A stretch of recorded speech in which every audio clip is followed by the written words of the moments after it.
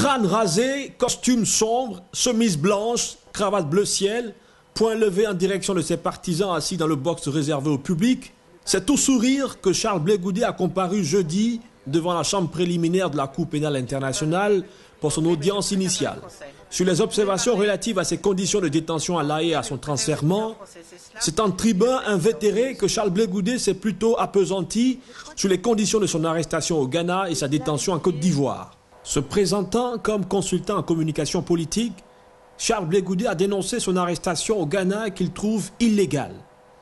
Il a remis au goût du jour la polémique sur ses conditions de détention à Abidjan. Pour lui, les photos prises par le gouvernement l'ont été sous la contrainte. Une assertion qui contraste littéralement avec la version officielle fournie par les autorités du pays. J'ai été arrêté de manière cavalière au Ghana, surpris dans mon sommeil. Amené manu militari au Bureau national d'investigation, mis dans un véhicule sans qu'on me dise où on m'amène. C'est pendant que nous roulions que je me suis rendu compte qu'on me ramenait en Côte d'Ivoire. Et pourtant, les choses pouvaient se faire dans les règles de l'art. On ne m'a pas permis de parler à un avocat. Mes droits élémentaires ont été violés, Madame la juge. Je voulais que cela soit noté.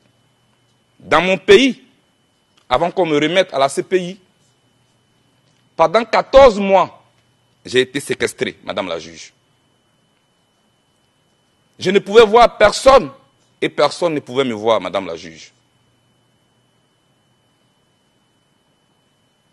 J'ai fait 10 mois dans un violon, nu. Chaque fois qu'on devait me déplacer, on me bandait les yeux avec un morceau de pagne. On me mettait une cagoule. À part la DST, mon pays où j'ai fait près de 9 mois et demi, dans un violon, avec pour voisins Jean-Yves Dibepieux et Jean-Noël Abbaye. Les autres lieux où on m'a détenu, j'avais toujours les yeux bandés et jamais je n'ai su où j'étais. Madame la juge, c'est tout dernièrement qu'un après-midi, mon geôlier est venu pour me coiffer. Ils sont venus dans la chambre avec des bagages. Ils m'ont amené au sous-sol toute l'après-midi. Et c'est quand nous sommes remontés que je me suis rendu compte que la chambre était d'une propreté sans pareil. Ils ont rangé des livres.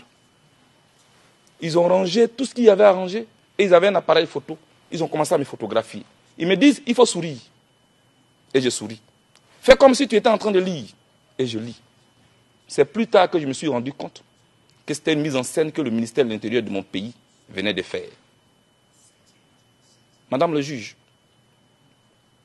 j'ai été réveillé le 21 mars à minuit. On m'a bandé les yeux. On m'a mis une cagoule. On m'a mis dans un véhicule. De minuit jusqu'au matin, j'étais assis dans une chaise, les yeux bandés, la tête encagoulée. Et c'est le matin, quand on m'a enlevé la cagoule, que je me suis rendu compte que j'étais à la DST à nouveau. Mis dans un véhicule, on m'a conduit chez le procureur.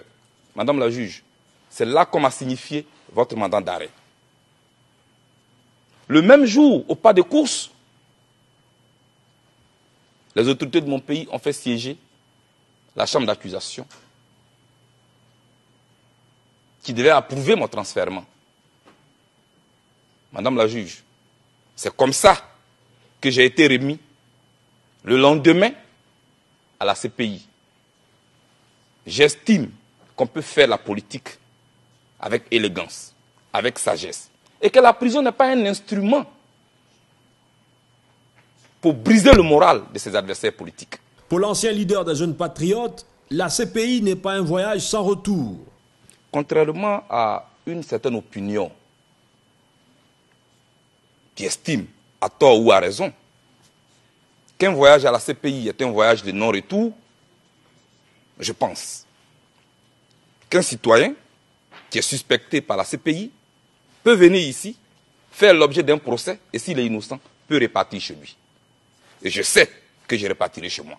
Et je voulais vous dire, dans cette cour où je suis, si je suis reconnu coupable, que la loi me soit appliquée dans toute sa rigueur. Mais, si je suis jugé pour ce que j'ai fait, et non pour ce que je suis, que je sois reconnu innocent et que je reparte chez moi. Je suis pro-Gbagbo, j'en suis fier d'être. Je l'étais hier, je le suis aujourd'hui. Madame, j'ai appris avec Gbagbo le dialogue. J'ai appris avec Gbagbo la réconciliation. J'ai appris avec Gbagbo qu'il faut convaincre l'adversaire et non le vaincre. Soupçonné par la juridiction pénale internationale de crimes contre l'humanité, Charles Blé Goudé est arrivé dans la nuit de samedi à dimanche au centre de détention de la CPI.